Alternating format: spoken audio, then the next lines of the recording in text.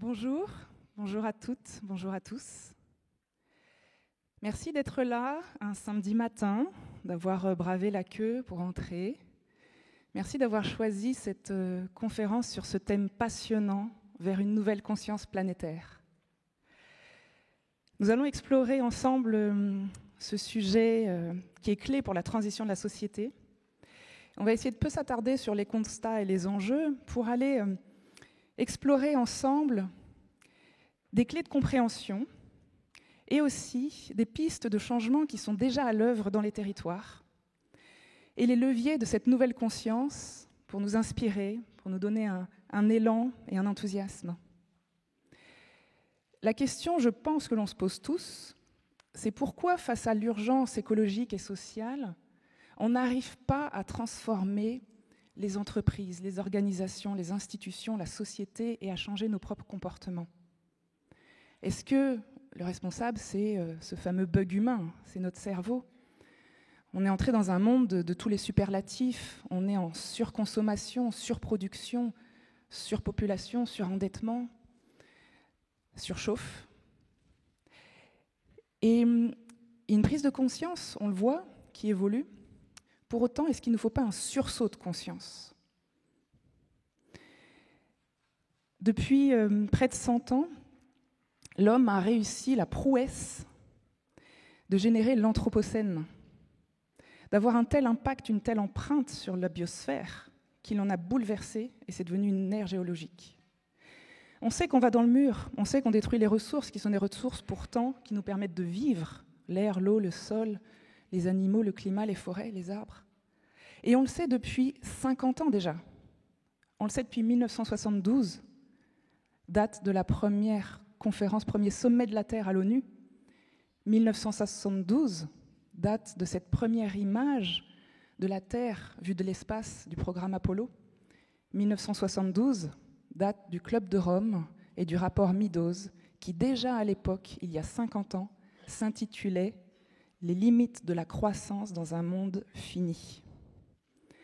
Alors aujourd'hui, l'humanité est-elle capable de faire une révolution des consciences, de faire ce changement collectif et de société de grande ampleur? Les initiatives finiront-elles par se traduire par des changements politiques, économiques et sociétaux? Pour explorer cela, je suis ravie d'inviter sur scène nos 5 intervenants passionnants et je vous demande de les applaudir. Merci beaucoup.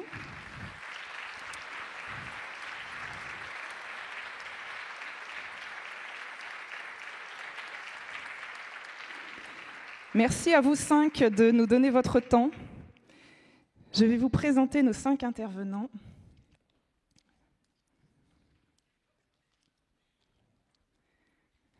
J'ai Rebecca à ma droite et Cécile à ma gauche, voilà.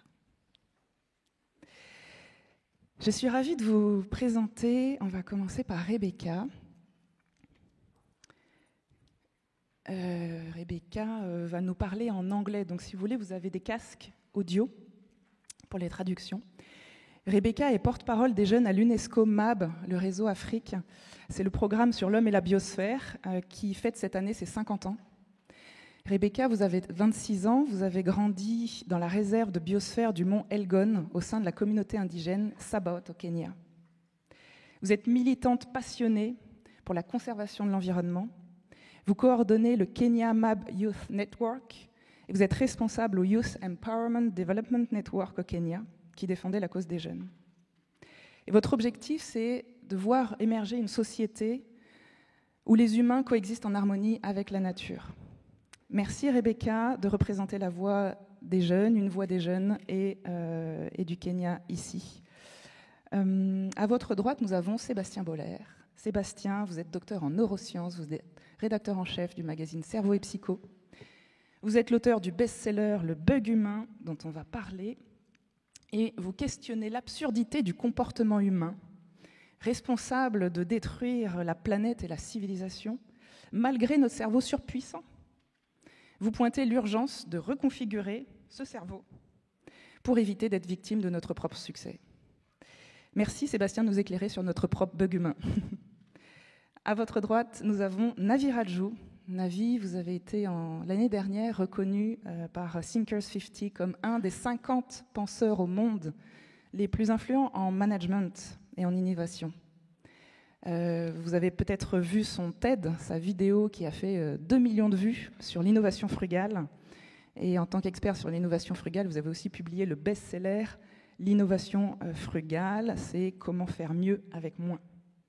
Et également, vous êtes l'auteur de l'ouvrage « Donner du sens à l'intelligence, comment les leaders éclairés réconcilient business et sagesse ». Et merci Navi d'apporter aussi ici votre triple culture, Inde, États-Unis et France. Merci. Et à ma gauche, nous avons Cécile Renoir. Cécile, alors vous êtes religieuse et philosophe et scientifique. Vous êtes directrice du programme de recherche CODEV, Entreprise et Développement de l'Institut ESSEC-Irénée. Vous étudiez la responsabilité éthique et politique des entreprises et la mise en œuvre de leur contribution à la qualité sociale, du lien social et écologique. Vos travaux portent aussi sur les ressources éthiques et spirituelles favorisant une justice des communs. Et vous êtes cofondatrice du campus de la transition qui forme les étudiants et les professionnels à un modèle économique de transition écologique et sociale dans les territoires. Et vous êtes membre du conseil scientifique de la Fondation pour la nature et l'homme. Merci Cécile d'être là. Et enfin Jean-Pierre. Jean-Pierre, vous êtes écrivain, président de One Home et président de l'Institut des futurs souhaitables. Vous avez été directeur général d'une société dans l'énergie. Et vous êtes notamment l'auteur des romans Siècle bleu, que je vous invite à lire, et qui raconte comment la vue de la Terre depuis l'espace pourrait déclencher un éveil des consciences, un changement de conscience. Et Jean-Pierre a reproduit ça à travers une expérience numérique unique pour reconnecter l'humain et la Terre. Et je crois, Jean-Pierre, que vous êtes venu avec un cadeau, avec une surprise pour nous ce matin et pour la salle, pour les participants. Merci d'être venu avec ce cadeau.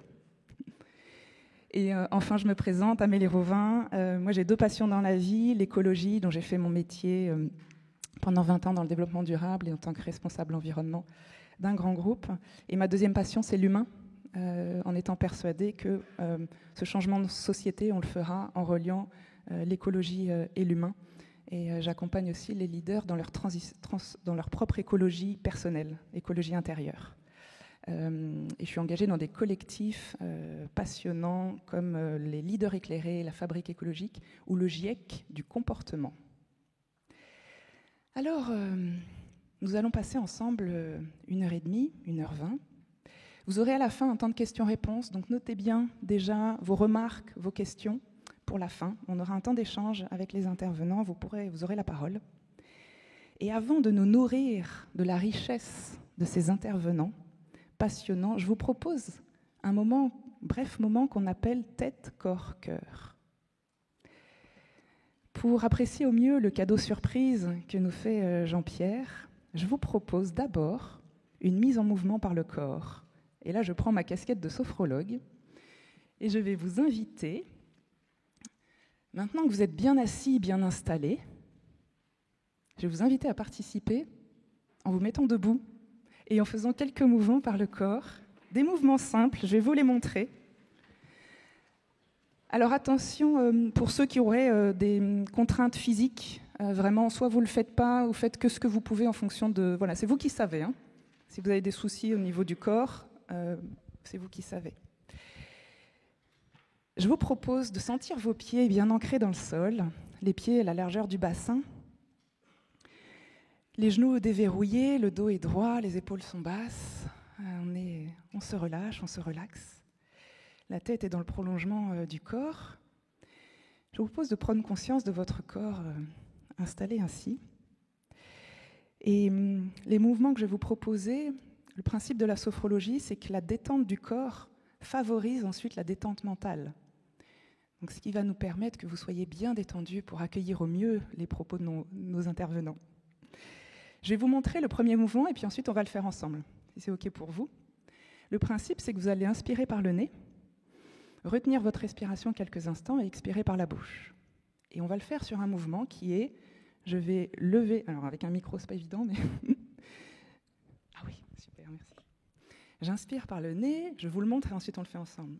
je vais, en inspirant, lever les bras au-dessus de ma tête et ensuite je vais retenir ma respiration et me grandir un maximum vers le ciel. Je retiens quelques secondes et quand j'en peux plus, je rabaisserai les bras tout doucement et en expirant. Voilà.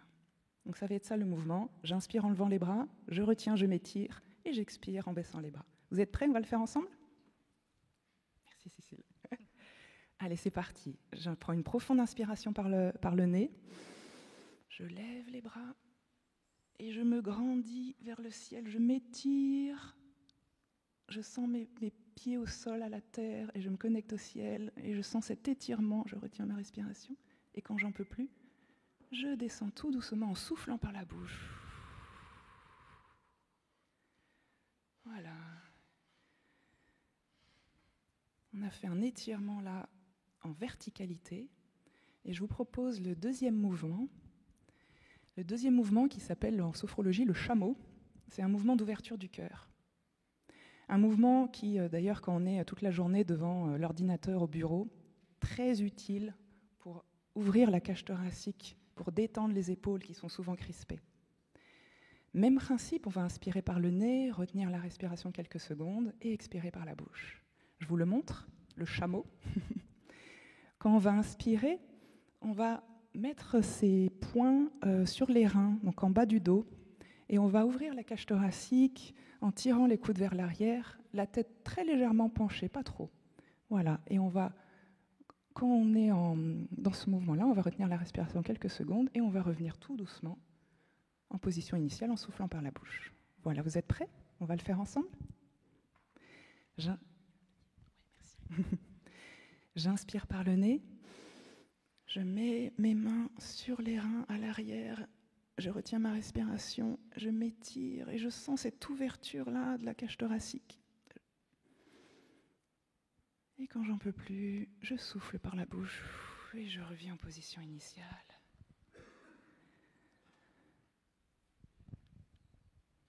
Et je vous propose quelques secondes de conscience à votre corps. Là, qu'est-ce qui se passe en vous d'avoir fait ces mouvements, d'avoir bougé le corps? Est-ce que ça pétille à certains endroits? Comment vous sentez vos épaules, votre dos? Il peut y avoir des tensions qui apparaissent parce qu'on n'a peut-être pas l'habitude. Voilà. Et en restant dans cette qualité de présence à votre corps, je vous propose maintenant de vous asseoir pour accueillir au mieux la surprise que nous avons.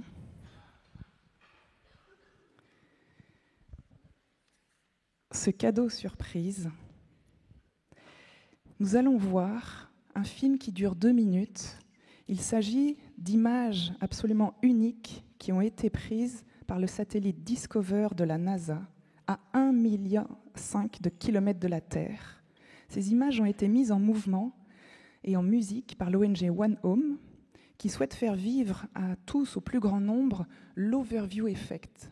C'est le nom qu'on donne à ce que ressentent les astronautes quand ils voient pour la première fois la Terre depuis l'espace, dans sa globalité.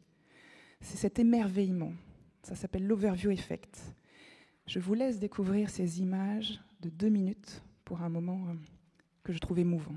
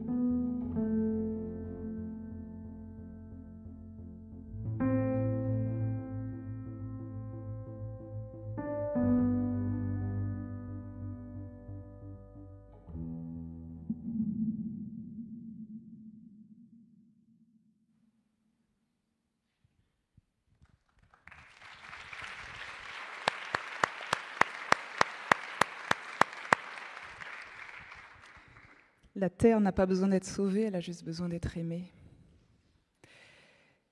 Voilà, c'est le cadeau qu'on souhaitait vous offrir ce matin. Un cadeau que l'on doit à Jean-Pierre Gou, qu'on a la chance d'avoir ce matin à Spanel.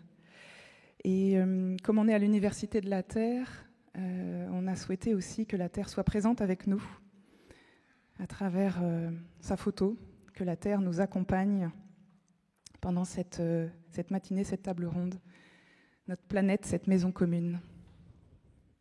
Voilà. Alors Jean-Pierre, un immense merci de nous avoir offert ces quelques minutes, ce petit goût de ce que ressentent les astronautes quand ils voient cette planète. Jean-Pierre, en quoi cette expérience contribue à la conscience, à l'éveil des consciences? Merci à vous. Donc les images que vous avez vues, elles datent d'il y a quelques jours. Elles ont été prises par ce satellite qui est à 1,5 million de kilomètres de la Terre, donc à 4 fois la distance Terre-Lune. Et en fait, ce projet, c'est la manifestation d'un rêve que j'avais depuis longtemps, de faire vivre à tout le monde cet émerveillement qu'avaient les astronautes en voyant la Terre depuis l'espace, mais sans envoyer les gens dans l'espace pour pas créer une gabegie énergétique, mais de leur donner l'essence de cette expérience. Et pour ça, il fallait un satellite qui puisse filmer la Terre toujours éclairée. Et il n'y en a qu'un qui est au point de Lagrange, entre la Terre et le Soleil, et qui prend quelques photos par jour et qu'on a mis en musique et en images avec le reste de l'équipe. Et je voulais remercier aussi les gens du collectif One Home qui sont là, et Agoria qui a fait la musique de cette magnifique vidéo. Les astronautes, quand ils ont vu la Terre depuis l'espace, beaucoup sont tombés amoureux de la Terre et se sont transformés en poètes. Et moi, c'est ça qui m'a donné envie de partager ça. Et puis surtout, dans leurs mots, par le fait d'avoir vu et ressenti la Terre depuis l'espace, ils ont développé des valeurs, ou en tout cas des prises de conscience qui étaient différentes et qui sont de l'ordre de ce dont on a besoin de faire croître pour former un collectif humain planétaire à ce moment très particulier de notre histoire où on touche les limites planétaires. Et le fait que l'on vive sur une planète, on pourrait très bien être dans la situation dans laquelle nous sommes, dans l'Anthropocène, détruire ou en tout cas atteindre les limites planétaires et en ressortir les effets sans en être conscient. Et il faut être conscient que ces images, notamment l'image de Blue Marble, dont on va fêter les 50 ans dans 10 jours, le 7 décembre, qui avait été prise par la NASA. C'est très récent, le fait de savoir à quoi représente notre planète.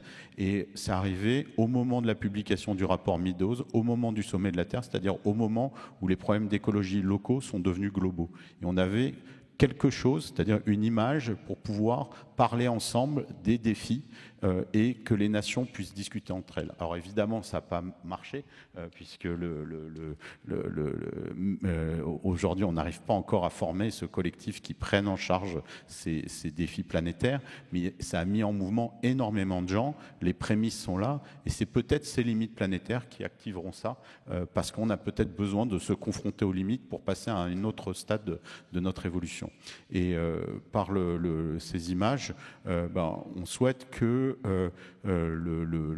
cette terre, elle soit présente pour qu'on sache ce sur quoi on est. Pour l'humanité, c'est très récent de savoir ce sur quoi on se trouve. Il y a d'autres espèces qui n'ont aucune idée du fait qu'on vive sur une planète. Et pour la Terre elle-même, c'est un moment très particulier parce que, jusqu'à présent, on n'a jamais trouvé d'autres civilisations plus avancées que la nôtre, en tout cas des vestiges, on n'en a pas trouvé. Donc si on est la civilisation la plus avancée, c'est la première fois qu'une des parties de la Terre arrive à s'extraire de la Terre pour que la Terre se voit elle-même à travers cette partie. Donc cette photo Blue Marble il y a 50 ans démarrait l'ère de la conscience planétaire, mais pour l'humanité, mais la démarrer aussi pour la Terre. Et ce côté auto-réflexif qui permet, à travers une de ces parties, de se voir soi-même, c'était un moment aussi très important dans l'histoire de la Terre. Donc célébrons cette date le 7 décembre. On aura une vidéo très particulière sur One Home qu'on va faire le 7 décembre. Et tout est gratuit. Et le but, c'est que les gens puissent montrer ces images dans des écoles, dans des entreprises, en famille, et d'admirer la Terre. C'est une petite chose simple, mais c'est très précieux d'habiter dans cet endroit. La prochaine étoile où il pourrait y avoir de la vie, elle est à 4 années-lumière ou peut-être plus. Donc dans ce petit coin d'univers, c'est le seul endroit où il y a de la vie, donc préservons-la. Et c'est pour nous rappeler cette chose simple et évidente. Et si elle était partagée, ça nous aiderait à aller vers plus d'harmonie. Merci.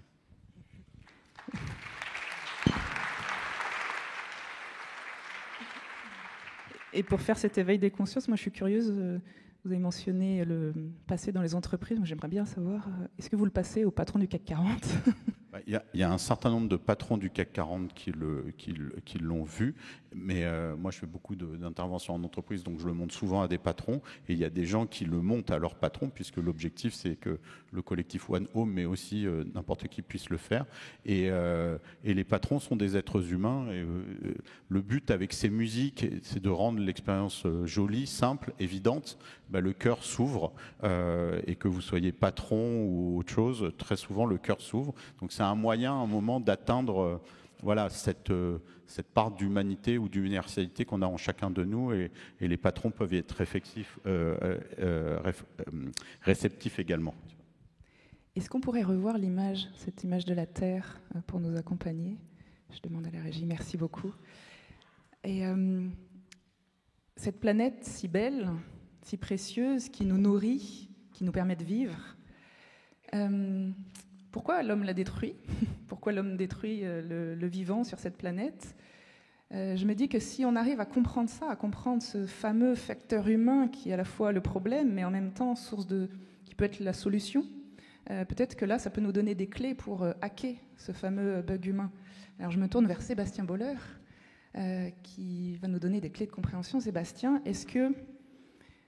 quels sont les éléments qui nous permettraient d'avoir une meilleure compréhension sur pourquoi cette si belle planète, ce qui nous nourrit, l'homme la détruit, et derrière ça, c'est surtout d'avoir des clés pour transformer ça.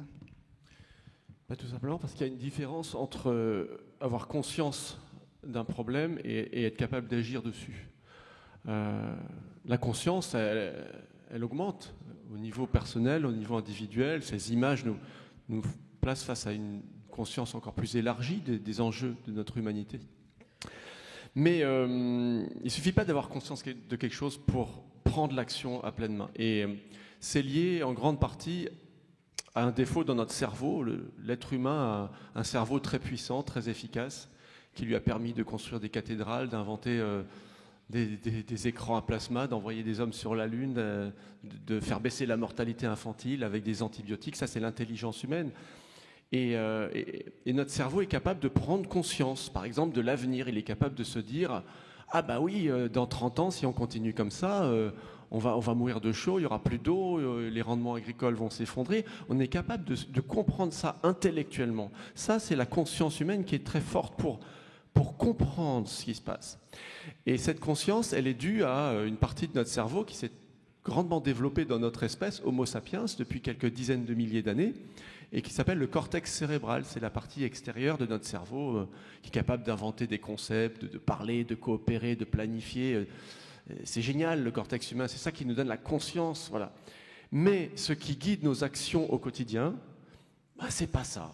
C'est une autre partie de notre cerveau qui est plus ancienne, plus primitive, qui est plus au fond du cerveau, qui remonte à des dizaines de millions d'années d'évolution, et qui s'appelle le striatum. Et cette partie de notre cerveau, elle n'a pas du tout conscience de ce qu'il passe, mais elle guide nos actions en nous récompensant avec du plaisir quand on se comporte d'une façon très précise, en adoptant des comportements qui sont liés à la survie. Et les comportements qui ont favorisé la survie des humains depuis des millions d'années, c'est se nourrir, c'est avoir des relations sexuelles pour transmettre l'ADN, c'est avoir du pouvoir pour augmenter ses chances de survie dans un groupe. Et c'est faire le moins d'efforts possible aussi, parce que ça permet de limiter les dépenses d'énergie en milieu naturel. Et donc vous avez ce cerveau primitif qui nous récompense avec du plaisir, avec une molécule qui s'appelle la dopamine, à chaque fois qu'on fait tout ça, qu'on mange, qu'on se reproduit, qu'on se sent important dans un groupe. Et malheureusement, cette partie de notre cerveau, c'est encore celle qui guide nos actions au quotidien. Donc quand on est capable d'aller dans un fast-food pour manger beaucoup de hamburgers, ou quand on peut surfer sur Internet pour regarder des vidéos pornographiques, ou quand on peut aller sur des réseaux réseaux sociaux pour se sentir important avec des likes, ou acheter une grosse voiture pour se sentir important, ou acheter le dernier smartphone pour se sentir visible dans sa communauté, et bien cette partie de notre cerveau nous récompense avec de la dopamine. Et donc on a du mal à s'affranchir de cette partie pulsionnelle, parce qu'en fait elle a servi à nos ancêtres à survivre, en fait, c'est ça. C'est quelque chose qui, quelque part, porte la vie dans ce qu'elle a de plus brutal, de plus instinctif. Et aujourd'hui, l'enjeu, c'est la conscience qui est quelque chose de plus élaboré. Et comment est-ce qu'elle peut rétroagir sur cette partie pulsionnelle en la limitant ou en la guidant vers des nouveaux objectifs, vers des nouveaux désirs. Créer des nouveaux désirs, ça va être le rôle d'une conscience collective, planétaire, et ça va passer par de nouvelles normes et par une quête de sens collectif aussi, un but commun pour tous, parce que ça, on sait que ça peut activer d'autres régions du cerveau dont on pourra parler peut-être. Et alors donc ça, c'est ce que vous nous expliquez dans ce livre, Le bug humain. Et même, je crois que dans votre dernier livre, vous allez encore plus loin. Dans Human Psycho, vous nous dites carrément que l'humanité est psychopathe, quasiment. Et derrière ça, vous avez mentionné qu'on a conscience, voilà, qu'on va dans le mur. Et donc, si on va au-delà de ça, qu'est-ce que pour vous la conscience planétaire ? Cette conscience planétaire vers laquelle on pourrait aller ? La conscience planétaire, c'est fondamentalement ce qu'on va appeler une vision du monde partagée. L'être humain a évolué avec cet instinct de domination et de consommation et d'instrumentalisation de la nature. D'accord, ça c'est lié à sa partie la plus primitive, la plus instinctive, mais il a aussi évolué grâce à sa capacité à vivre ensemble autour de descriptions du monde qui font sens pour tous, et notamment avec des récits des origines, des cosmogonies, vous savez, les mythes des origines, qui permettent aux humains de croire aux mêmes valeurs et de se représenter le monde autour d'une même description et d'un même vocabulaire. Toutes les sociétés ont fait ça, toutes les grandes civilisations se sont construites autour de mythes des origines ou de ce qu'on peut appeler des récits collectifs. Et ce sont les récits collectifs qui créent la grille de lecture qu'on a du monde dans lequel on vit aujourd'hui. Et je crois que c'est très important pour créer, si on peut l'espérer, une conscience collective. On a besoin de ça. On sait que ça s'adresse à une partie de notre cerveau qui est une sorte de détecteur de sens, qui se pose les questions: pourquoi j'existe ? À quoi sert mon action aujourd'hui ? Quel lien je peux tisser avec ma communauté ? Qu'est-ce qui nous rassemble ? Et où est-ce que j'irai plus tard ? Peut-être quand je vieillirai ou après ma mort, ou qu'est-ce que je vais laisser comme héritage aux autres. Et donc il y a aussi une partie de notre cerveau qui veut ça, et qui se nourrit de récits collectifs. Et pour ça, on a besoin de partager sur des codes de vie en commun, d'avoir un vocabulaire commun pour savoir comment on décrit le monde qui nous entoure, et trouver aussi une cohérence à l'intérieur de nous-mêmes. Donc ces trois niveaux de ce qu'on peut appeler le sens pour notre cerveau vont être déterminants pour ça. Ah oui, et c'est ce que vous mentionnez dans ce bouquin, Où est le sens ? La recherche du sens. La recherche du sens, oui. Donc pour vous, la conscience planétaire, c'est avoir cette vision commune du monde et remettre du sens. Remettre du sens et remettre du collaboratif. Je prends un exemple très très simple. On est tous confrontés tous les jours au dilemme, par exemple, je voudrais baisser mon empreinte carbone, mais j'ai très envie d'avoir un nouveau smartphone parce que quand même, il y a des nouvelles applis vachement bien. Et puis, voilà.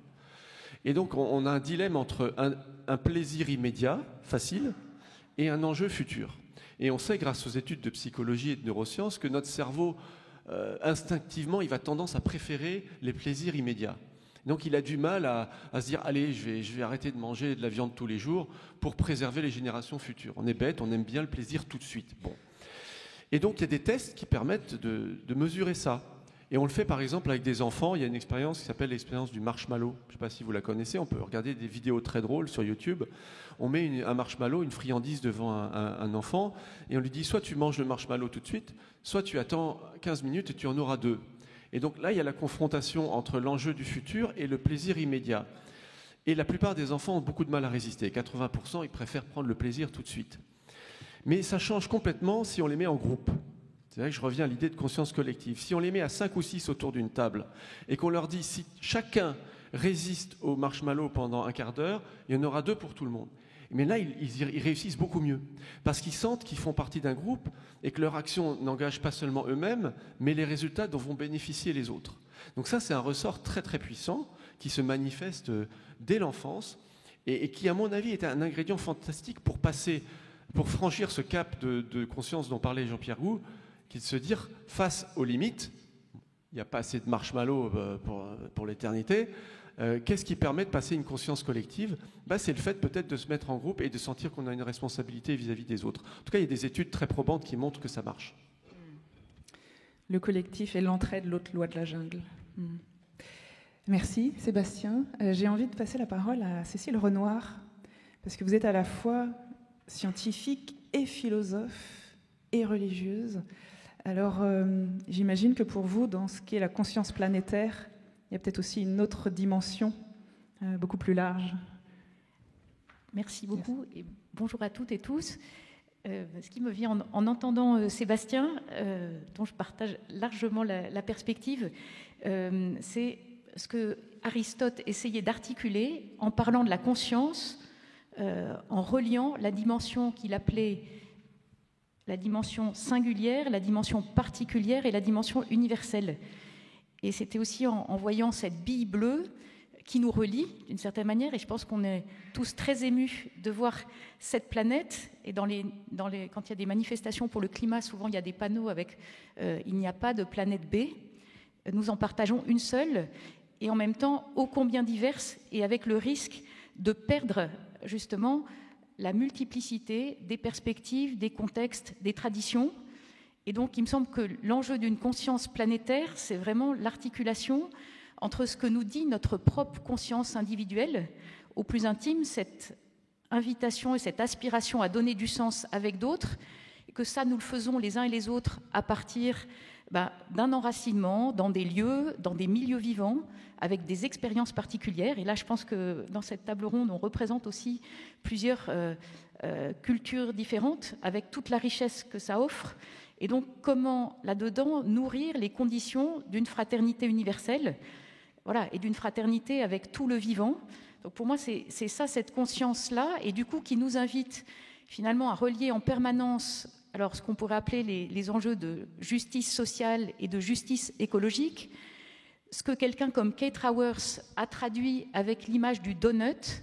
Alors le donut, c'est quand même vraiment la malbouffe, mais enfin, c'est une image assez parlante pour nous inviter à conjuguer le respect des frontières planétaires, au sens environnemental du terme, et puis cette idée de frontière sociale ou d'un plancher social, et de dire finalement l'enjeu pour nos économies, pour nos modes de vie, c'est d'arriver à créer de la richesse, à la partager, à la transmettre, des richesses de nature très différentes, tout ça en respectant, on pourrait dire, un plancher social et un plafond environnemental. Alors, ça peut paraître une belle idée. Après, quand on commence à regarder concrètement l'enjeu de responsabilité vis-à-vis de cette conscience partagée, je reprends juste un ou deux chiffres. Alors, il ne s'agit pas de raisonner seulement à partir de chiffres, parce que c'est très réducteur.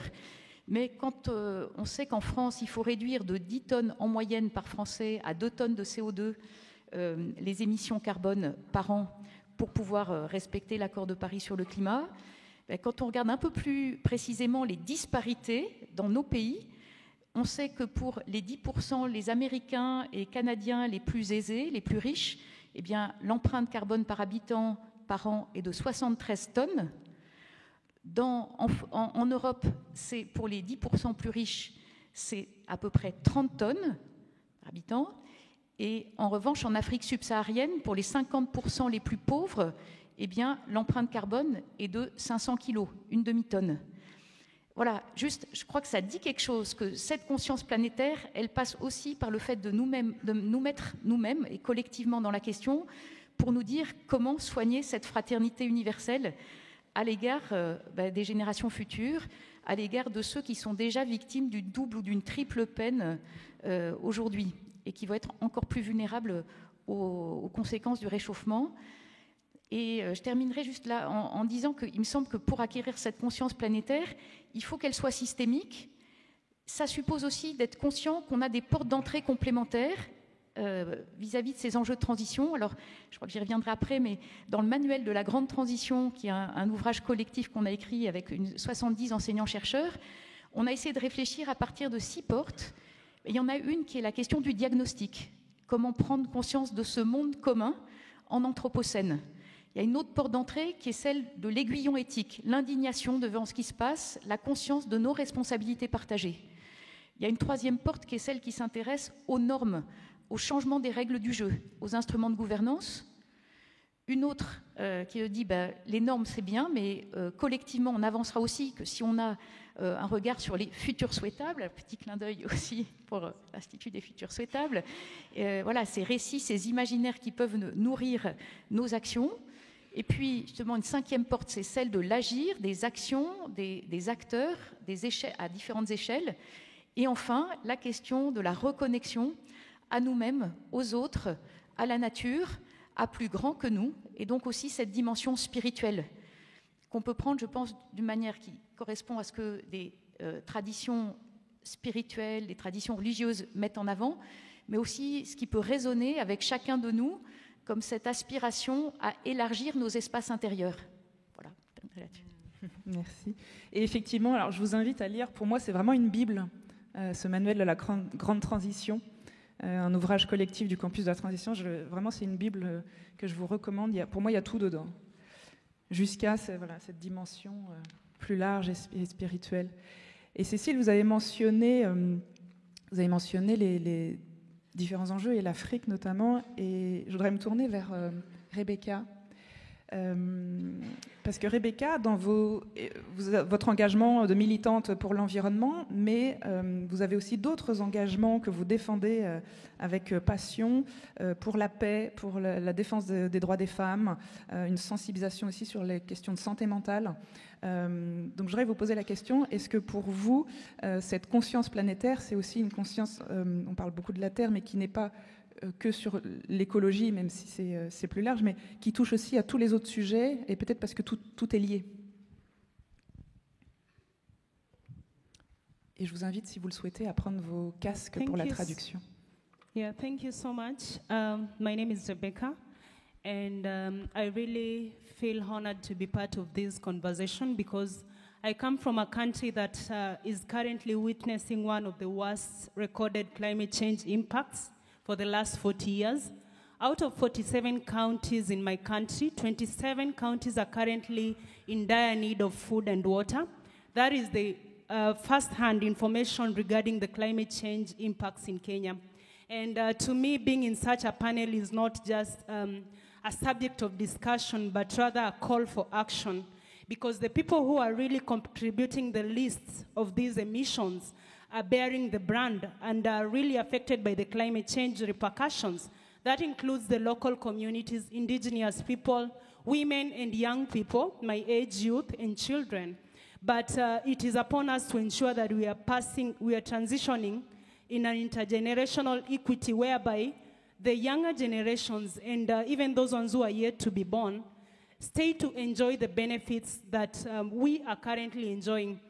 Because if we do not take urgent action right now, that means we are going to have the Museum of the Extinct, so that maybe our kids can go to the museum to see animals such as the elephants, and maybe to go and see some of the rare indigenous trees. So this is really a platform to call for action. And when we speak about planetary consciousness, I think it starts from our own selves. What is planetary consciousness? What are we doing to save this planet? Coming from a country, or rather from a region that is really affected by climate change, I choose not to look at myself as a victim, but rather as a person who can offer solution. And that is why, through my little initiatives, I'm pushing for movements that are centered in conserving and rehabilitating the planet. So maybe just my call will be that we start thinking from our own deepest understanding and trying to figure out, is it the profits or is it the people? We have to put the people before the profit, and that means we have to really regulate on our production and consumption habits so that we advocate for an inclusive kind of society where we build our multilateral cooperation through ensuring that everyone has the privilege to enjoy and feel part and parcel of a clean and healthy kind of an environment. And I've also taken part in discussions such as Stockholm Plus 50 and the UNESCO Man and Biosphere Program at 50 years. And this has been a reflection of 50 years of nothing being done, 50 years of the same kind of conversation. But right now, I think it is a time that we have to figure out what are we going to do that is different from what the people have been doing 50 years ago. And this is a call to young people, the youths my age, that 50 years from now, we are going to be accountable. And for a planetary conscious society, we have to nurture young people to appreciate the planet and take the lead in this conversation. Yeah, thank you so much.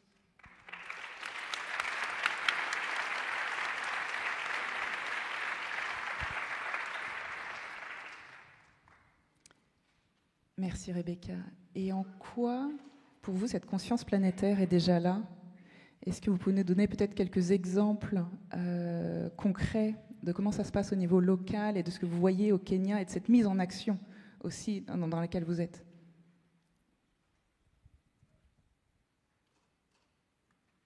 Yeah, thank you so much.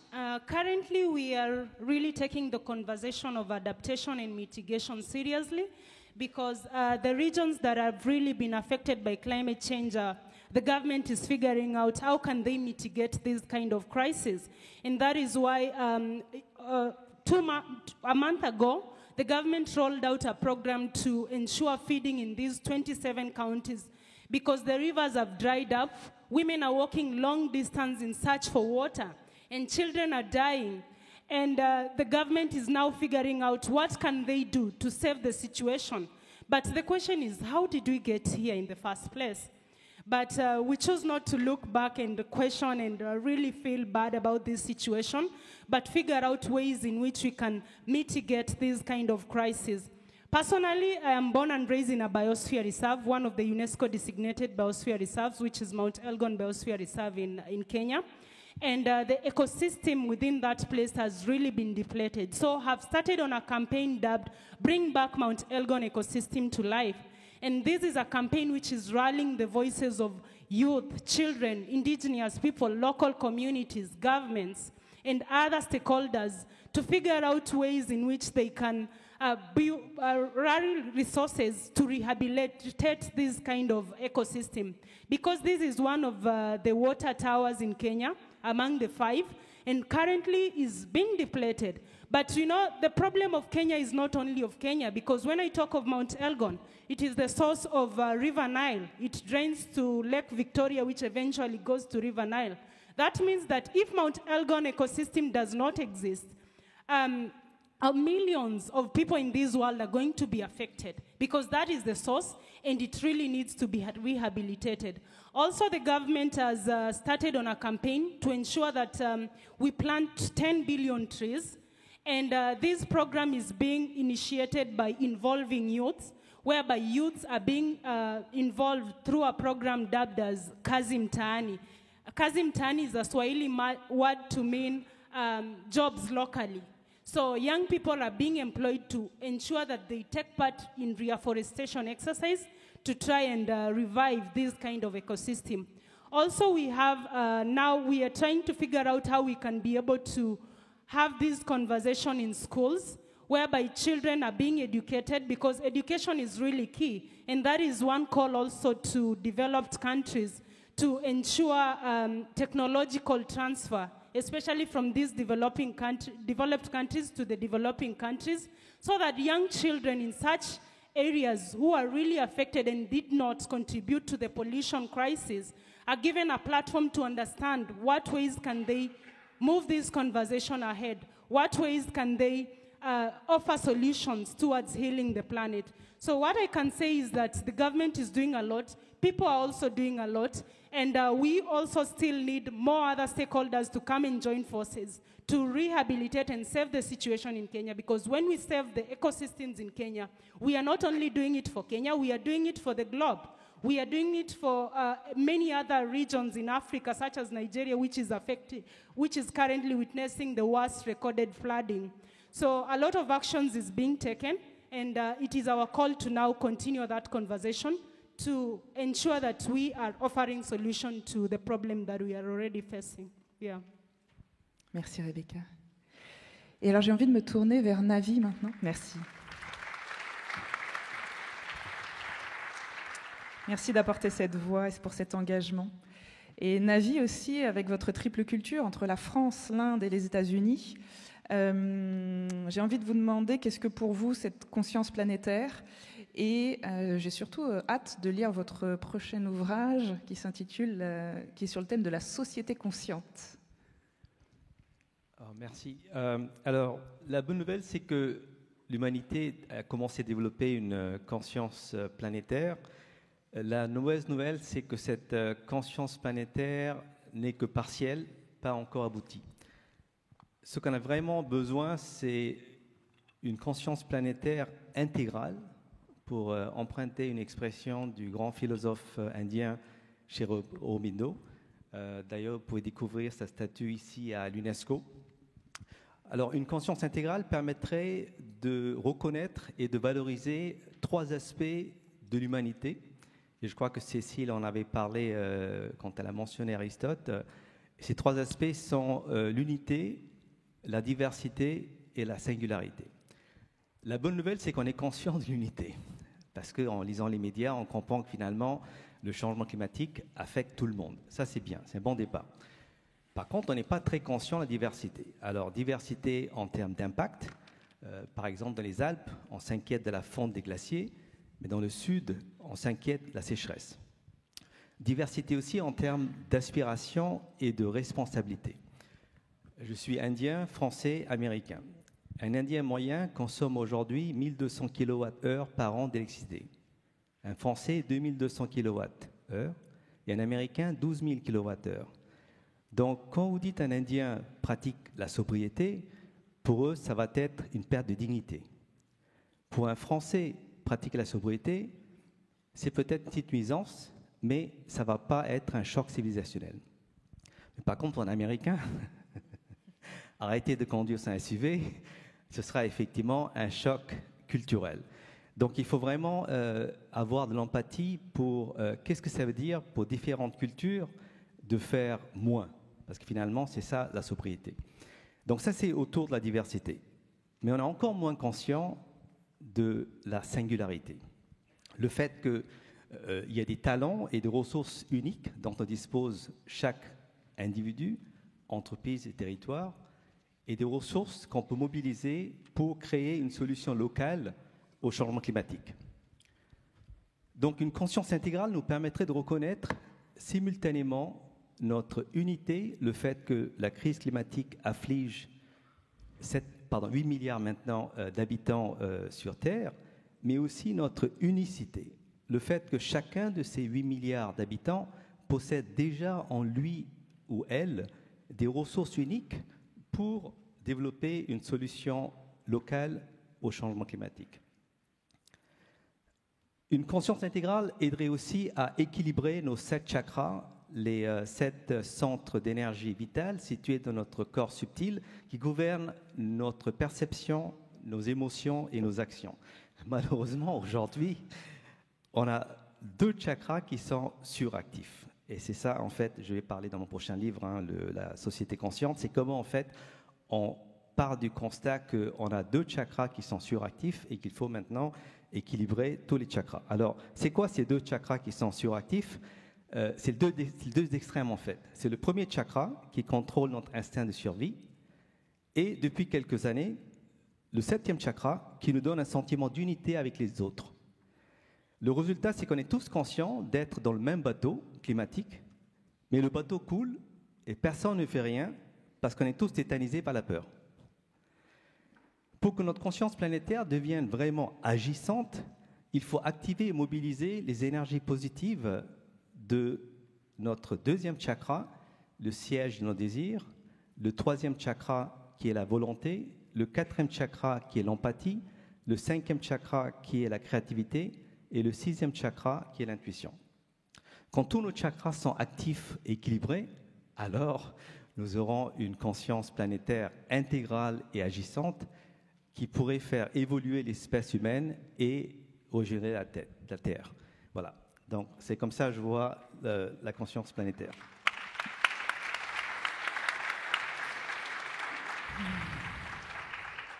Merci Navi. Et je sais que vous avez également démarré, Navi, un tour de France des initiatives locales. Donc cette conscience planétaire, comment vous la voyez déjà là, émerger au niveau local? Effectivement, depuis mes études en France dans les années 90, j'ai vécu qu'à Paris. Donc, quelque part, j'ai développé un tropisme francilien. Et donc, il y a 8 mois, j'ai décidé en fait de décentrer un peu mon regard parisien du monde et de la France et d'aller justement sillonner toute la France pour aller à la rencontre des entrepreneurs locaux, mais aussi mieux comprendre en fait les initiatives locales en matière de transition. Alors, ce que j'ai noté en fait, c'est que dans les territoires, on ne parle pas de transition écologique, mais de transition systémique. Une preuve concrète que vous connaissez assez bien, c'est la ville de Loos-en-Gohelle en Pas-de-Calais, en Hauts-de-France, avec un maire très dynamique, Jean-François Caron, qui a mené depuis 20 ans ce qu'il appelle une transition systémique qui consiste à intégrer la transition écologique avec la transition sociale et économique, mais aussi démocratique. En particulier, il a engagé les citoyens dans en fait, la construction d'une nouvelle société, parce que c'était une ville minière, totalement polluée, avec un taux de chômage presque 20%, énormes problèmes de santé. Mais avec l'engagement citoyen, avec la démocratie participative, ils ont pu effectivement devenir la ville de référence, selon l'ADEME, en termes de développement durable. Donc le territoire, la première chose que j'ai notée, c'est que finalement, on ne parle pas de transition écologique de façon séparée aux autres dimensions de transition, mais de transition systémique. Et de plus, il y a un leadership éclairé qui est capable d'avoir l'humilité d'aller à l'encontre des citoyens et de co-créer des solutions avec les citoyens. Deuxième chose, c'est la diversité. Et là, je suis très fier, un peu même chauvin de dire que je suis français, parce que ça m'a permis de comprendre l'énorme diversité qui existe en France, dans les territoires, et l'optimisme qui existe dans les territoires. Et en même temps, ça m'a aussi agacé de voir le fait que la presse nationale ne parle pas suffisamment des incroyables initiatives locales. Un exemple concret, très choquant, il faut savoir que l'hydrogène vert, qui est considéré être potentiellement un vecteur d'énergie propre, est développé dans les territoires portés par des initiatives régionales. Une étude montre que la presse régionale a davantage mis en valeur ces initiatives régionales en matière d'hydrogène 2 fois plus que la presse nationale. Et donc, c'est ça qui m'a un peu frustré, c'est que finalement, quand on vient à Paris, on dirait que tout va mal. Et dès que je rentre à Lyon, tout va bien. Et voilà, enfin, je caricature, quoi. Voilà, donc, effectivement, c'était ça que j'ai noté. C'est qu'à Paris, on parle de la transition, mais dans le territoire, on l'a fait. Voilà.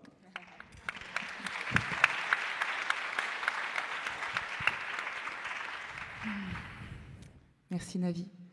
Ce prisme des médias, effectivement, on entend beaucoup plus parler des arbres qui tombent que de la forêt qui pousse. Et Cécile, vous, au niveau du territoire, en ayant fondé le campus de la transition, est-ce que vous avez aussi cette sensation-là? Alors, moi je dirais grand défi. Je regarde d'ailleurs, j'ai certains de mes comparses qui sont dans la salle.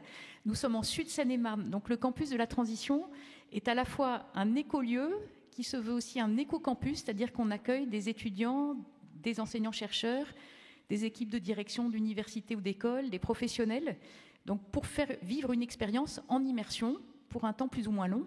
Et puis nous sommes un acteur en réseau avec l'idée de contribuer pour notre petite part à aider à des transformations donc dans les cursus, dans l'enseignement supérieur, et puis on dit dans les modèles économiques et les modes de vie.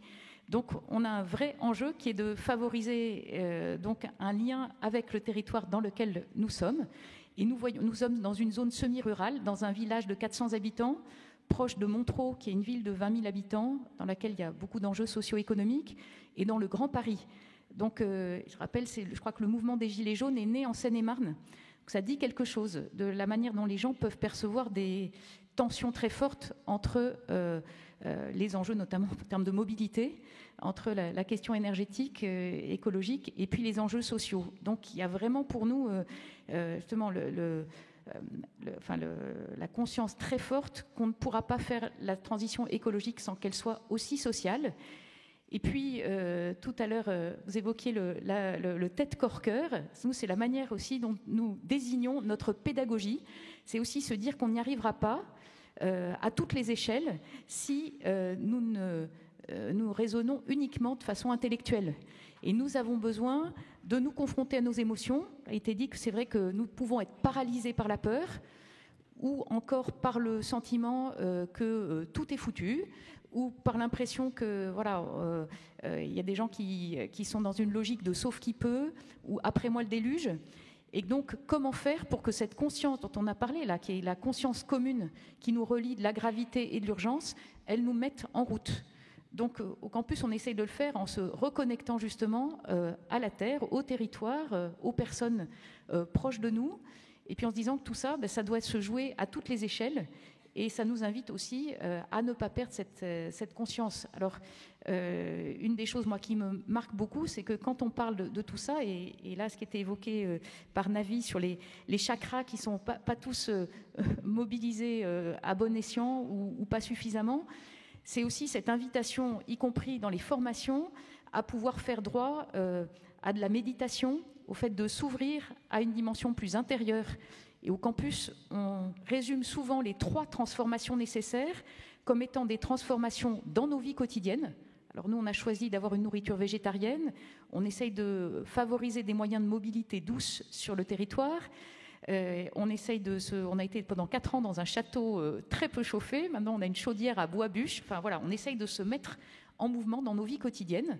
Mais on sait bien que ça sera, c'est pas suffisant. Donc il y a ces enjeux de transformation plus structurels. Là, tout ce qui était évoqué, l'initiative de Los Angeles, toutes ces actions dans les territoires à une échelle donc plus régionale. Mais ensuite, c'est toute la question de changement des règles du jeu.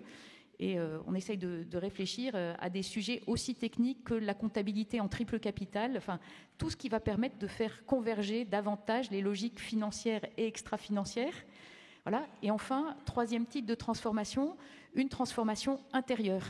Et du coup, c'est se dire que qui que nous soyons, nous avons besoin de nommer ce que nous vivons. Et nous ne sommes pas toujours en France, je pense, pas très doués pour essayer de se rendre conscient de nos émotions, les nommer et en faire quelque chose. Et pas tout seul, mais avec d'autres. Et ça, je crois que honorer cette dimension-là, spirituelle au sens le plus large et le plus profond du terme, c'est aussi, je pense, peut-être la seule manière de ne pas vivre simplement sous l'injonction d'une menace forte.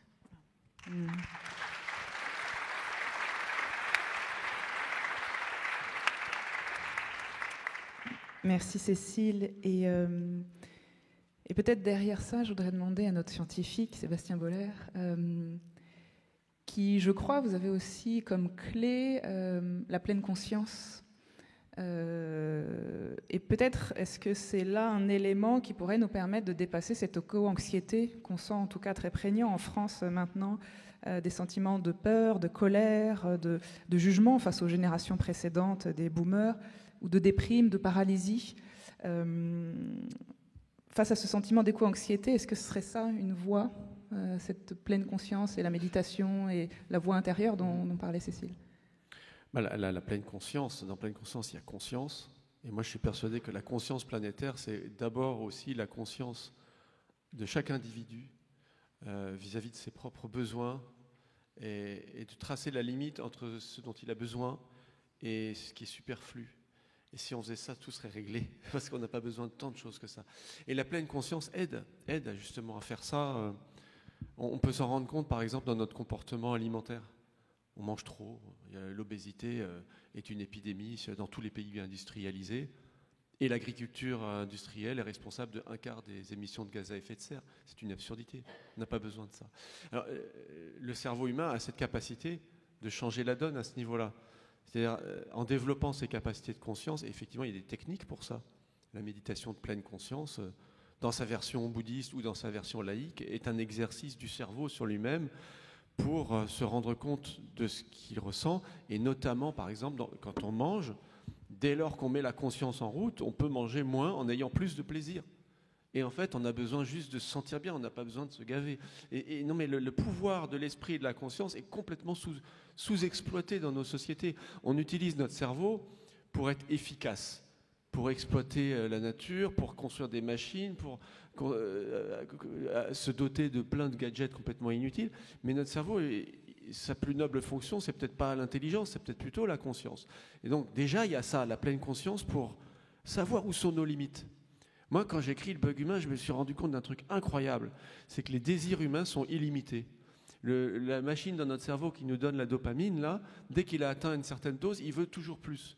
Parce que ça a été un avantage pour survivre quand il n'y avait pas grand-chose autour de nous, quand les ressources n'étaient pas infinies. Mais aujourd'hui, ça se retourne contre nous. Et le rôle de la conscience, c'est peut-être justement de faire de placer une limite à nos désirs. Parce que non seulement quand les désirs courent toujours après une dose supérieure, il n'y a plus de bonheur possible. Ça, c'est très bien montré. La course en avant du désir, ça condamne la possibilité du bonheur.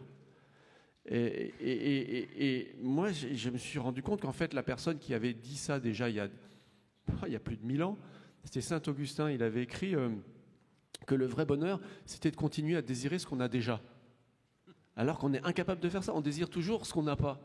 Mais le travail de la conscience, c'est peut-être ça, d'apprendre à désirer ce qu'on a déjà. Et sur la question de l'éco-anxiété, puisque c'était la question initiale, je suis désolé, mais sur l'éco-anxiété, ce qui est très important, effectivement, c'est de pouvoir faire un acte de conscience pour nommer ce qu'on ressent et pour faire acte de ce qu'on appelle l'intelligence émotionnelle, c'est-à-dire ne pas être la victime de ses émotions, mais les prendre comme un outil pour savoir d'une part ce qui les a provoquées, savoir comment en parler, parce que ça fait beaucoup de bien, et savoir comment les utiliser comme un moteur d'action. Donc là, la conscience va servir à ce niveau-là. Mais vraiment dans l'éco-anxiété, ce qui ressort de la psychiatrie, puisque les psychiatres commencent vraiment à s'intéresser à cet état qui n'est pas une pathologie, contrairement à ce qu'on peut croire, en fait c'est une lucidité, et bien ce qui sauve, c'est vraiment l'action. Pour le coup, dans l'éco-anxiété, il y a les éco-anxieux qui basculent dans la tétanie et dans la dépression, et il y a ceux qui s'en sortent, et le plus souvent, c'est quand ils arrivent à transformer leur angoisse en action. Parce que le rôle des émotions, c'est de transformer soi et le monde. C'est pas juste d'en prendre conscience et de les vivre, et soit d'en jouir, soit d'en être contaminé. Passer de l'éco-anxiété à l'éco-action. Oui, et l'éco-anxiété, aujourd'hui, c'est quand même énorme. Il y a une étude transcontinentale qui a été publiée dans le Lancet récemment, il y a moins d'1 an. Ça touche quand même presque près de la moitié des jeunes du monde, à des degrés divers. C'est là qu'il faut faire la distinction entre l'éco-anxiété qui provoque un mal-être quasi pathologique et celle qui relève d'une préoccupation profonde sur l'avenir. Merci.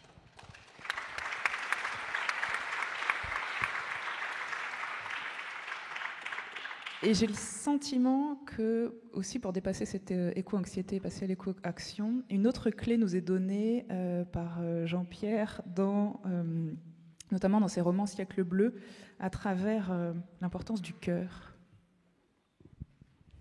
Oui, le cœur, toutes les spiritualités et toutes les grandes sagesses en parlent, et de la force de l'amour. Aujourd'hui, quand on parle de ça, on passe toujours un peu pour un bisounours. Et moi, ça fait des années que je travaille sur un nouveau roman qui sortira l'année prochaine, où je me suis intéressé à cette question et de savoir si on pouvait faire une révolution par le cœur, quoi. Et en fait, pour moi, le roman, c'est un simulateur. Donc, pour pouvoir voir si c'est possible, je ne peux pas faire d'expérience grandeur nature. Donc, je le fais dans un roman et je vois si ça a l'air vraisemblable. Et effectivement, en fait, le cœur a un pouvoir qui est infini, parce que cet amour, on peut le donner, et il en reste toujours encore, quoi. Et il en reste toujours. Donc, c'est une source qui est infinie. Teilhard de Chardin disait que le jour où on aura compris la puissance de l'amour, on redécouvrira le feu pour la deuxième fois. Donc autour de ces choses-là, voilà, j'ai bâti une histoire, et avec l'idée de placer le cœur au centre. Alors le cœur et l'amour, ça peut évoquer aussi aux gens des désordres émotionnels, des blessures. Donc c'est pas quelque chose qui est uniquement positif, mais ça vient aussi du fait qu'en français, le mot amour détermine plusieurs choses, alors que dans d'autres langues, il y a plusieurs mots pour définir différentes notions d'amour. Et par exemple, en grec, il y en a 7 ou 8 mots pour distinguer l'amour du couple, l'amour pour les enfants. Mais vous avez aussi l'agapé, qui est cet amour universel. Et moi, c'est celui-là dont je parle et qui peut circuler et enrichir. Et pour reprendre aussi ce que disait Navi sur cette question d'unité et de diversité, aujourd'hui on a plusieurs modèles en fait qui sont en proposition pour faire ce collectif humain planétaire.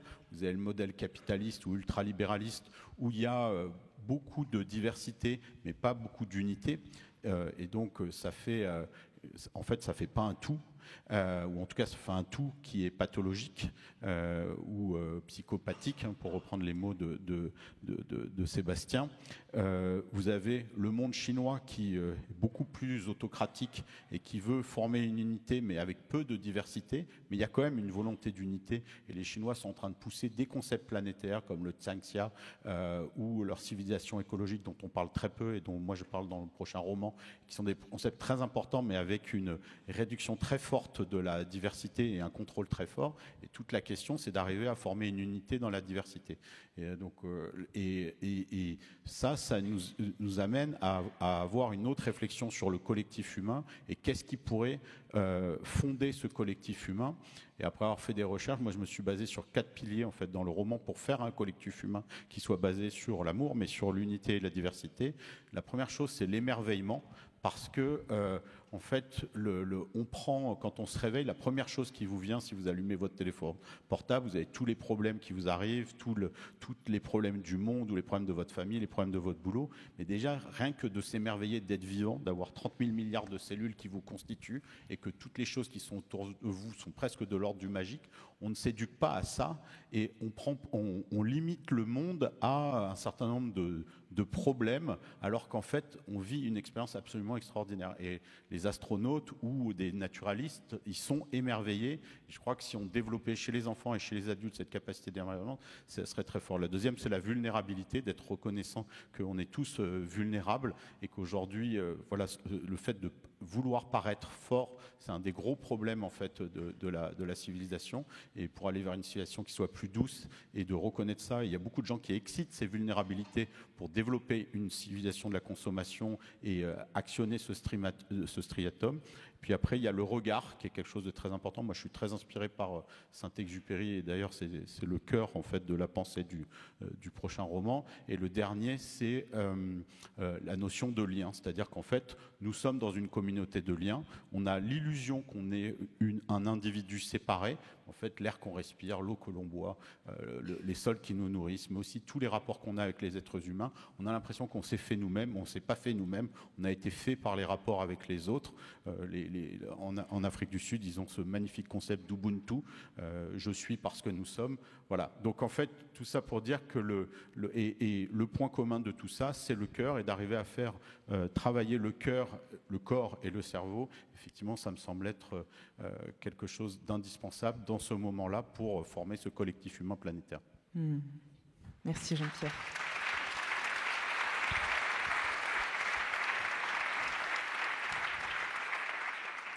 Merci. Et pour terminer, juste avant de donner la parole à la salle pour les questions-réponses, peut-être en 1 minute brièvement chacun, je voudrais vous demander quelle clé vous aimeriez offrir là au public, offrir aux personnes qui sont présentes, qui sont venues s'inspirer de vous, quelle clé pour peut-être le passage à l'action, pour inspirer quelque chose pour la suite.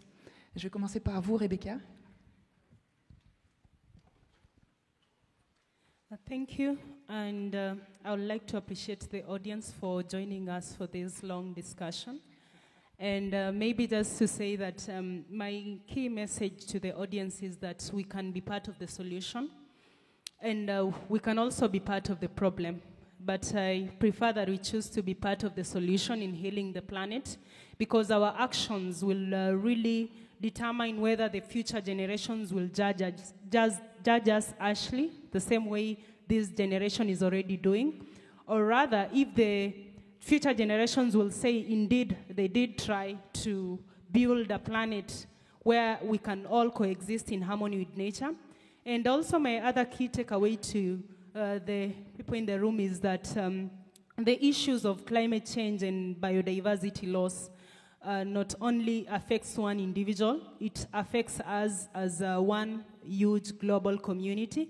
and that it is upon us to ensure that we hold each other accountable, we hold each other's hand as we try to push for the agenda of saving the planet.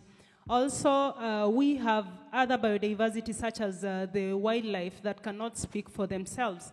So maybe just to say that we are here to speak for them. And the actions that we decide in addressing the pandemic, which is the climate pandemic and the biodiversity loss, would really determine whether these animals will still remain and whether future generations and our great-grandchildren will still enjoy the benefits that we have in this planet. We owe it to them, a planet that is livable, a planet that is habitable, a planet that they can feel free to be part and parcel of it and enjoy the benefits that we have. Thank you. Merci Rebecca.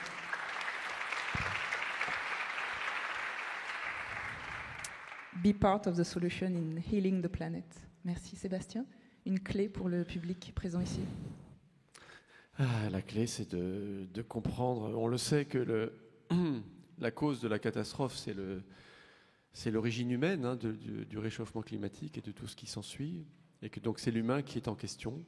Effectivement, on l'a dit. Et moi, j'inviterais tout le monde en fait à remettre en question le monde dans lequel on vit, nos habitudes, avoir un regard neuf, à savoir qu'en fait, il y a deux forces qui nous poussent vers notre ruine. C'est d'une part une force qui est liée au fonctionnement en fait, de notre système nerveux, quelque chose de très ancien qu'on porte en nous et dont on n'a pas conscience, et donc c'est d'autant plus dangereux qu'on n'en a pas conscience. Il y a une force comme ça qui nous pousse à prendre, à nous étendre, à jouir sans réfléchir au futur. Et puis il y a une autre force qui est le monde qu'on a créé, qui est un monde qui est héritier de la révolution industrielle, un monde très efficace, un monde avec des machines, un monde avec des énergies faciles, et que ce monde, il a été construit pour satisfaire ses instincts. Voilà. Et que donc on est pris entre ces deux forces-là. Il faut apprendre à résister à nos impulsions, et aussi à résister à ce système qui s'est mis en place, qui a eu des bénéfices pour nous, mais qui aujourd'hui nous emmène vers la catastrophe. Donc c'est à chacun de savoir comment tout ça fonctionne, de s'éveiller, de s'instruire et de dire est-ce que je veux ça ? Est-ce que je veux être l'esclave de mon striatum ? Et est-ce que je veux être l'esclave des pubs et de la pression sociale et des normes individualistes pour se dire là-dedans où est-ce que j'existe moi ? Et où est-ce que je peux trouver un moyen d'en parler avec les autres, voir si eux ils pensent pas pareil ? Voilà. Merci Sébastien. Nous questionner sur nos propres habitudes et résister à nos pulsions et au système. Merci. Navi, quelles clés souhaiteriez-vous donner au public pour passer à cette conscience agissante ? Deux choses. La première chose, c'est peut-être, en anglais on appelle ça reframing, c'est-à-dire changer votre perspective du changement climatique qui est positionné aujourd'hui comme un problème. Et l'Américain en moi, toujours optimiste, en fait, c'est de dire finalement, est-ce qu'on ne peut pas transmuer, comme l'alchimiste, ce problème en opportunité. C'est-à-dire que, par exemple, ce qui est fascinant, c'est qu'en Europe, particulièrement en France, on parle beaucoup de décarboner, comme s'il fallait se débarrasser du carbone comme un problème. Je viens de rentrer aux États-Unis, c'est hyper fascinant. Là-bas, le mot carbonation veut dire, en fait, comment je capte du carbone de l'atmosphère pour en faire un nouveau produit. Donc, à partir de 2023, mon engagement, c'est que je vais positionner le changement climatique comme une opportunité et non pas comme un problème, une opportunité pour créer une meilleure civilisation éclairée qui peut régénérer simultanément les individus, les territoires et la planète. Deuxième clé, c'est plutôt un conseil. Si vous êtes comme moi parisien, quittez Paris, allez vivre dans les territoires pendant quelques années, vous allez mieux dormir.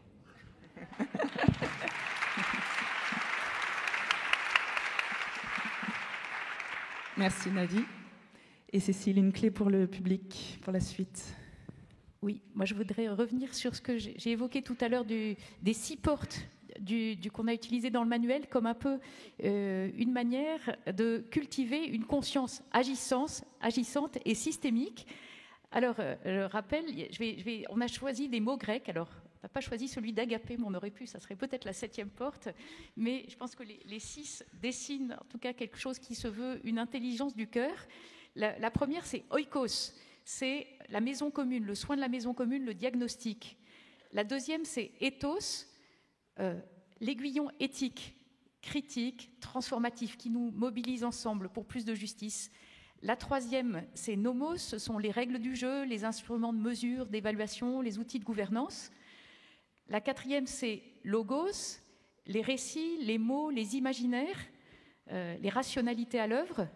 La cinquième, c'est praxis, l'action, les échelles de l'action, les acteurs, et la question de la violence, ou voilà, comment aborder cette dynamique citoyenne. Et la sixième, c'est dynamis, c'est comment se reconnecter à soi, aux autres, à la nature, à plus grand que soi. Et du coup, je vous propose de vous lever pour qu'on joigne le geste à la parole. Je vais faire un double petit exercice. Voilà. Je vais gestuer chacune des portes en la nommant et je vous propose de faire la même chose après moi. Peut-être que... Alors, oikos, c'est le globe. Donc, vous pouvez répéter après moi. Donc, oikos, ethos, l'idée de la balance. Ethos. Nomos. Nomos. Logos. Logos. Praxis. Praxis. Et dynamis, on part du cœur, on va vers la terre, Dynamis. vers les autres et l'émerveillement, vers plus grand que nous. Donc, dynamis. Dynamis. Alors, je vous propose de le refaire une fois tous ensemble. Alors, oikos. Oikos. Ethos. Ethos. Nomos. Nomos. Logos. Logos. Praxis. Praxis. Dynamis. Dynamis. Voilà, alors tout le monde vous rasseoir. Et, alors, on peut s'asseoir, juste, et je finis là-dessus, quelques secondes, demandez-vous pour vous la porte d'entrée pour cette conscience agissante. Est-ce que c'est plutôt oikos? Est-ce que c'est plutôt ethos? Est-ce que c'est plutôt nomos, logos, praxis ou dynamis? Et je vais nommer les portes et puis vous allez lever la main quand votre porte d'entrée privilégiée, c'est la porte que je nomme. Donc, oikos, le diagnostic sur la maison commune. Oui. Ethos. Nomos. Le récit. Nomos, c'est les règles du jeu. Nomos, les règles du jeu. Logos, ensuite les récits, les imaginaires. Praxis, l'action, les échelles de l'action. Dynamis, reconnexion, la dimension plus spirituelle. Voilà, et voyez, c'est magnifique parce que toutes les portes sont représentées. Donc ça serait mon mot, c'est de se dire l'union fait la force. Et c'est ensemble, nous avons à traverser toutes ces portes, mais avec cette richesse de nos complémentarités. Voilà. Merci Cécile.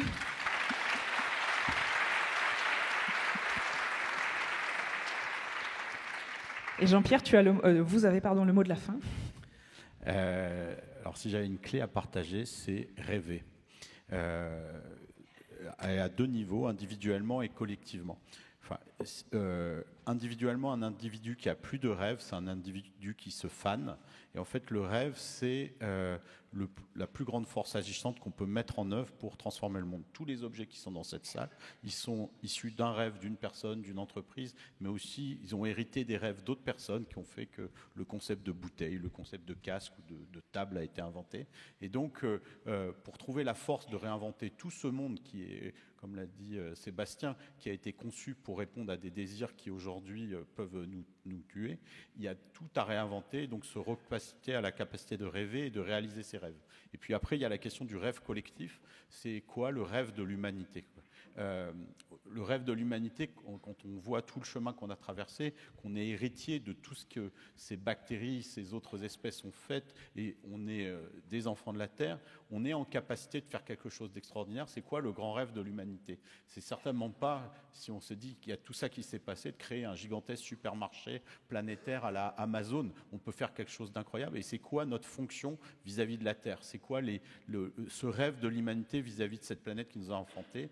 Et il y a des des choses extraordinaires. Et si on pouvait avoir un grand débat sur ce rêve de l'humanité, de former une humanité rêvée, ben ça pourrait faire ce récit partagé et que chacun pourrait bâtir après à son échelle. Mais une espèce qui ne rêve plus, c'est une espèce qui peut mourir. Donc reconnectons-nous à notre capacité de rêver.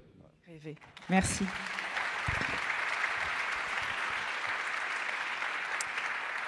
Merci beaucoup. On va prendre quelques questions rapidement. Je vois des mains qui se lèvent. On en a une qui s'est levée en premier là-bas au milieu. Des micros circulent. Vous pouvez faire signe aux hôtes et hôtesses. Une au milieu là. Et on prendra la deuxième là-bas. On va prendre les deux d'affilée. Je vous propose de vous lever et vous n'avez pas le micro encore.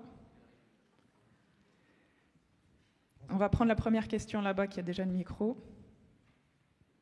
À condition d'avoir le son, vous m'entendez ? Oui. Ok. Bonjour, en fait, je bois du Tillet, alors je m'appelle Jérôme Jublin, et donc juste un petit point personnel pour dire combien ça fait écho. C'est qu'il y a 2 ans, donc j'avais une espérance de vie de 3 mois, et que je suis là aujourd'hui. Les médecins m'appellent un rescapé, et que en fait, le 2 novembre 2020, j'ai décidé que chaque jour qui restait, à l'époque je ne connaissais pas, et toujours aujourd'hui je ne connais pas le temps qui reste, mais en tout cas ce serait amour et transmission. Et que donc ça fait écho avec tout ce que vous dites, et merci de ça. Après, je suis plutôt praxis, et donc j'avais une question, c'était sur les échelles de temps, parce que tout ce qu'on dit sur le quoi, tout ce que vous avez dit, c'est juste, ça résonne et c'est ok. Maintenant, sur les échelles de temps, par rapport à, vous avez parlé on pourrait parler de Donald Trump et de toutes les gens qui ne sont pas dans cette dynamique-là et qui, eux, agissent pour le coup.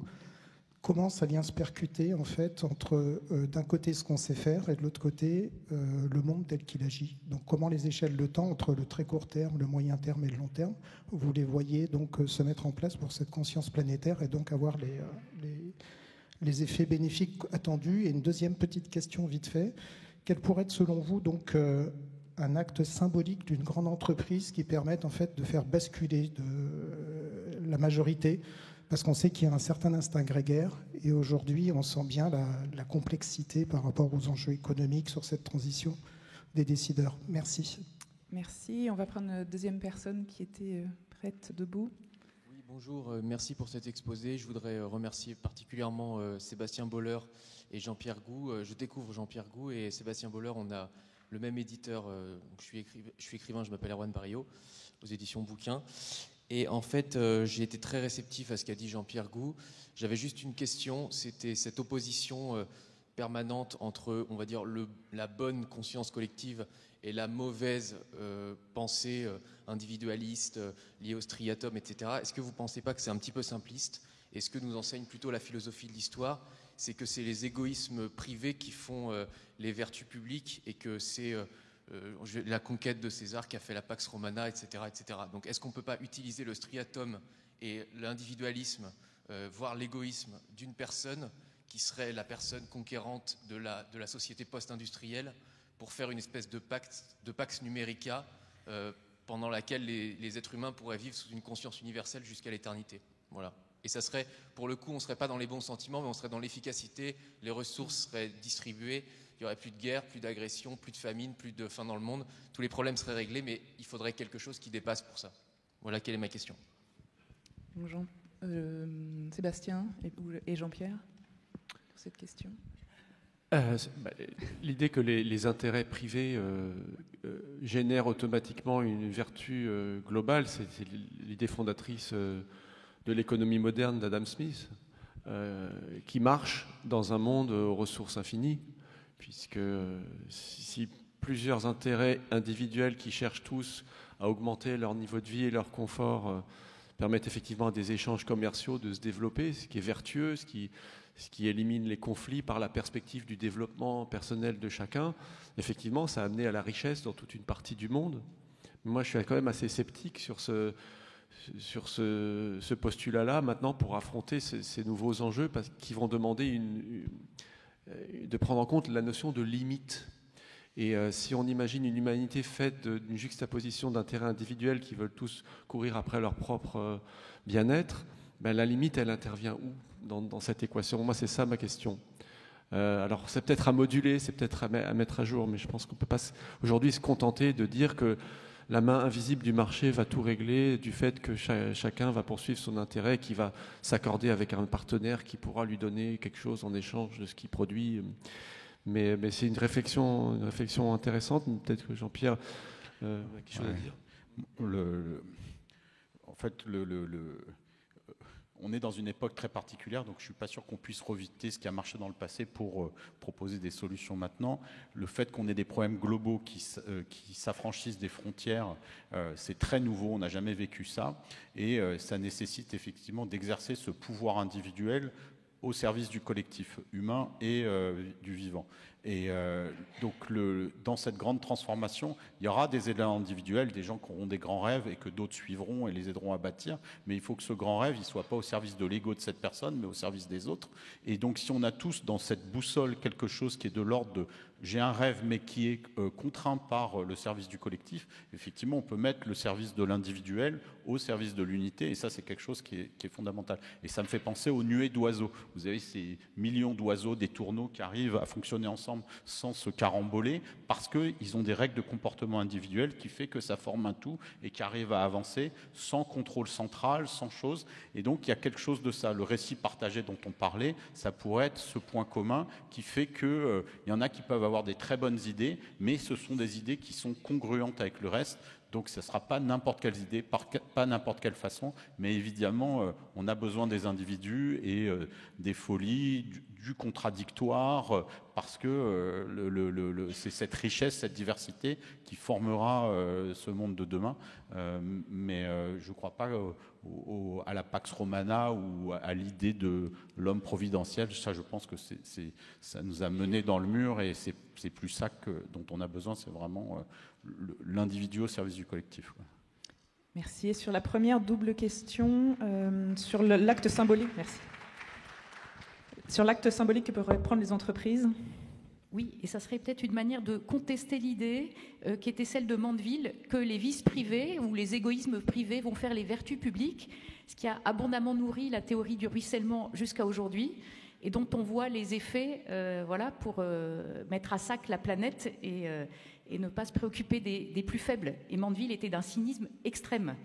Voilà, donc, alors, de ce point de vue-là, je trouve qu'une des mesures symboliques, et pas que symboliques, qui serait extrêmement signifiante que pourraient prendre les entreprises, mais enfin elles en sont très loin, c'est de réduire les écarts de salaire. Pour avoir beaucoup travaillé avec des cadres dirigeants en leur demandant quels étaient selon eux les plus grands blocages vis-à-vis des transformations systémiques des entreprises, la plupart me disent les principaux blocages ne sont ni technologiques ni financiers, ils sont d'abord éthiques, politiques et spirituels. Et je rappelle le calcul qu'avait fait Emmanuel Faber il y a 10 ans à propos du groupe Danone, quand elle était à l'époque, je pense qu'il était DG adjoint, et il avait calculé que si on enlevait 30% de la rémunération du centile le mieux payé du groupe, on pourrait multiplier par 2 le salaire des 20% les moins bien payés. Voilà, c'est juste pour donner une idée de ce genre de choses, et on serait encore très très loin de ce qu'il faut. Voilà. Donc un appel au PDG. Et sur la première question, sur la notion temps long, temps court, qui voudrait réagir ? Comment on gère cette complexité du temps long et temps court ? Moi, je pense que c'est là peut-être le concept de bouddhisme d'être dans le présent moment peut-être utile. C'est finalement se dire, on peut soit blâmer, c'est un peu mon cas, parce qu'étant indien, grandissant dans les années 70 en Inde, il y a ce qu'on appelle la responsabilité historique des émissions. Donc, quelque part, je me dis, aujourd'hui, on utilise l'homme a détruit la planète. Je me dis, quel homme, quoi ? C'était souvent l'homme blanc qui a détruit la planète, disons-le, quoi. Donc, il y a une partie de moi qui veut quand même remonter l'histoire et un petit peu prendre revanche sur l'histoire. Donc, effectivement, on peut soit être attaché au passé ou alors, effectivement, commencer à s'inquiéter du futur. Mais je crois qu'il faut s'ancrer dans le présent, et je crois qu'il y a un projet concret que je peux citer, dont je suis membre du conseil scientifique, qui a été lancé ici à l'UNESCO, qui est le SDG School, qui est donc une école de SDG. SDG en anglais, c'est les ODD des Nations Unies. Objectifs de développement durable. Voilà, les 17 objectifs de développement durable. Et l'idée, en fait, c'est de faire venir des étudiants et des entrepreneurs de 30 pays, ça peut être en Inde ou en France, où durant 2 semaines, ils vont développer des solutions concrètes à 5 des 17 ODD. Et qu'est-ce qui se passe, c'est que quand vous êtes dans l'action, par exemple en Inde, ils vont aller à Dharavi, la plus grande bidonville de l'Asie, pour vraiment comprendre les besoins des gens qui sont démunis de tout, et utilisant cette empathie, ouvrant leur cœur justement, l'intelligence de cœur. Ensuite, ils vont dans un Fab Lab pour justement prototyper des solutions, et en 2 semaines finalement, dans les équipes interculturelles, ils sont vraiment ancrés dans le moment présent pour justement trouver des solutions concrètes au changement climatique. Donc je dirais que l'échelle de temps, pour moi, c'est ici et maintenant, comme diraient les bouddhistes, mais tout en étant conscient du passé, responsabilité collective, et en même temps étant optimiste de l'avenir.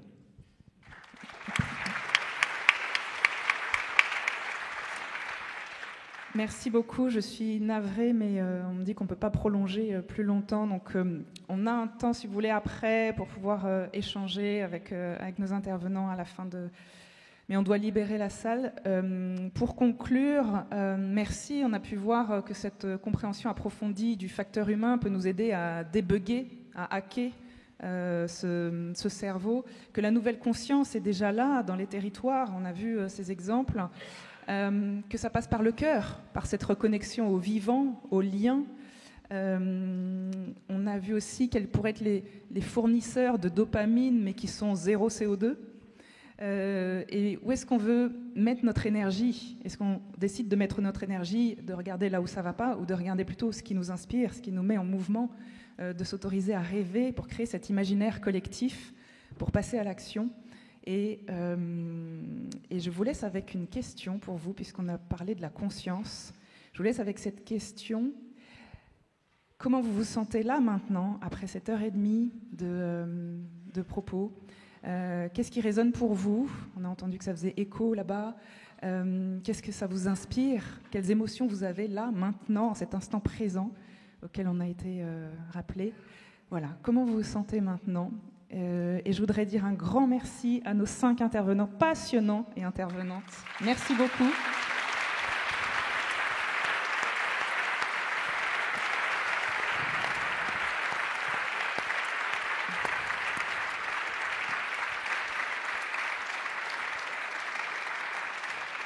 Un immense merci à vous d'être venus. Je voudrais remercier aussi la régie, ces personnes qui sont dans l'ombre et qui nous aident ici pour cette séance, pour cette journée.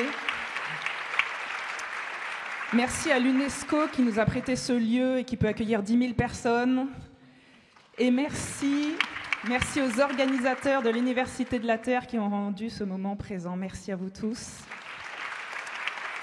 Prenez soin de vous, prenez soin des autres et prenez soin de la planète. Merci.